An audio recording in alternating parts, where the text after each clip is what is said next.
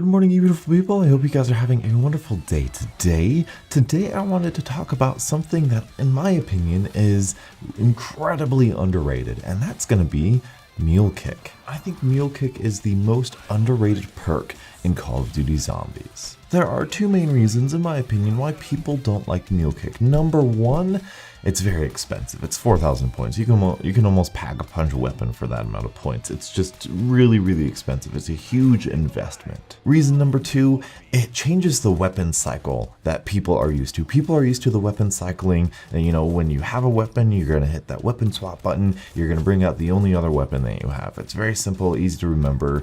When you get Mule Kick, you get a third weapon. You're not sure which of the two weapons you don't have out you're going to get unless you memorize the order. For example, if I have a bullet weapon out and I know I have another bullet weapon and a wonder weapon not currently out, when I hit my weapon swap button, if I haven't memorized it, I don't know if I'm going to get my other bullet weapon or if I'm going to get the wonder weapon that I really need out, and therefore that could end in a down because I might need one weapon when I get the other, if that makes sense. I think you guys all know what I'm talking about.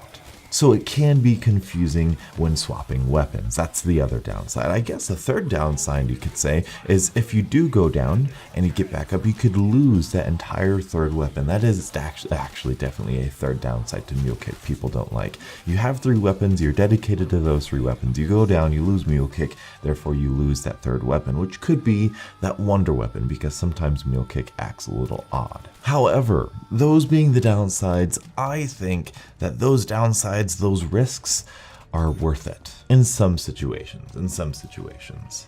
For example, let's talk about all of the games before Black Ops 3. Those are the games before we have a double pack-a-punch. Therefore, I think Mule Kick is worth it to have an additional bullet weapon or an additional wonder weapon. I think just generally speaking, if you got Mule Kick, it's way better to have a ray gun and a thunder gun, or a ray gun and a WAF, as well as a bullet weapon in your inventory as your weapons, just because that's just a lot more damage you're going to be able to do to the zombies. And it might even be worth it to carry another bullet weapon because you might run out of ammo with your first bullet weapon. It just gives you more ammo. It's way more damage you can be able to do with Mule Kick rather than without Mule Kick. If we're going to talk specific situations on 5, or classified perhaps, when we see the Pentagon Thief, a really easy strategy to do is to get your wonder weapon, the Winter's Howl or whatever you want, to pack a punch,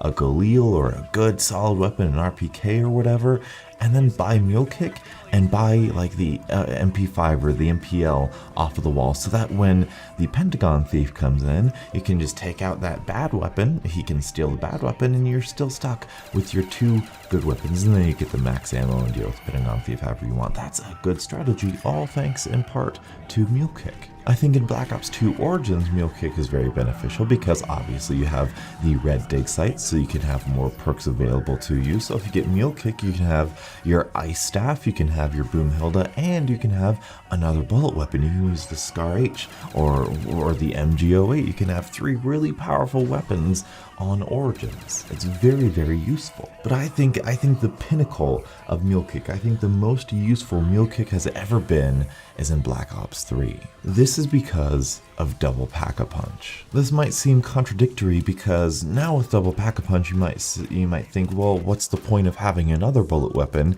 because one singular bullet weapon is going to be able to get you to those high rounds. Well, absolutely. However, Deadwire is fantastic by itself. But what's better than just Deadwire? Having Deadwire and Turned at the same time.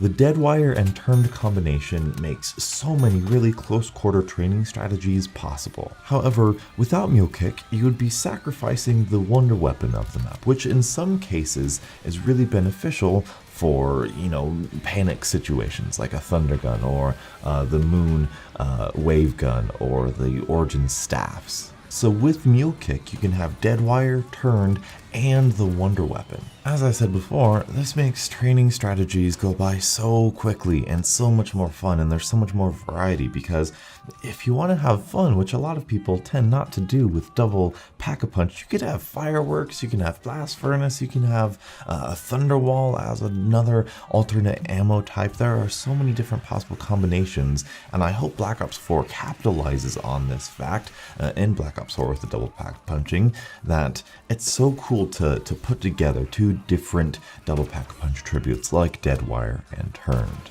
And of course, there are specific situations where I like Mule Kick as well. I love having Mule Kick in Der Eisendrache, getting the KRM for Panzer, so I can pack-a-punch that, get Panzers taken down easily with the KRM, using a bow just for panic situations, and then having a third weapon with Deadwire on it. That's just a fantastic go-to. And if we're going to talk specific situations, on the PC version of Black Ops 3, you can choose which button you want as your next weapon versus the button you want for your previous weapon. So I have my scroll wheel up for my previous weapon and my scroll wheel down for my next weapon, so I can keep track of which weapon I'm gonna draw out depending on which button I click. So I guess that's a little bit of alleviation for one of the downsides of Mule Kick. But really, if you want to minimize the downside of Mule Kick, just kind of count, double tapping triangle, double tapping Y isn't that big of a mental gap or a skill gap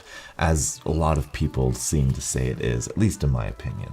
And generally speaking, the two weapons you have before you purchase that Mule Kick weapon are the two weapons that you're gonna have after you go down with Mule Kick. So there are mental barriers that you can kind of break down in order to minimize the negative impact of Mule Kick. But I just felt that Mule Kick has been getting a bad rap in recent Call of Duty Zombies years, and I wanted to put my foot down and kind of stand up for Mule Kick, because I think it's incredibly fun and incredibly just rewarding. It's just a nice, if you don't know what to get, you got your, especially because now with double pack-a-punch, double tap isn't all that entirely useful unless it's for zombie bosses. So then we have unquenchables now, so it's a little bit more easier to get more perks than the base 4. So if you're like, hey, I got an unquenchable and I don't know what to get with it, and you don't know if you want speed cola or whatever, try some Mule Kick. Try some Mule Kick. Give it a chance and see if it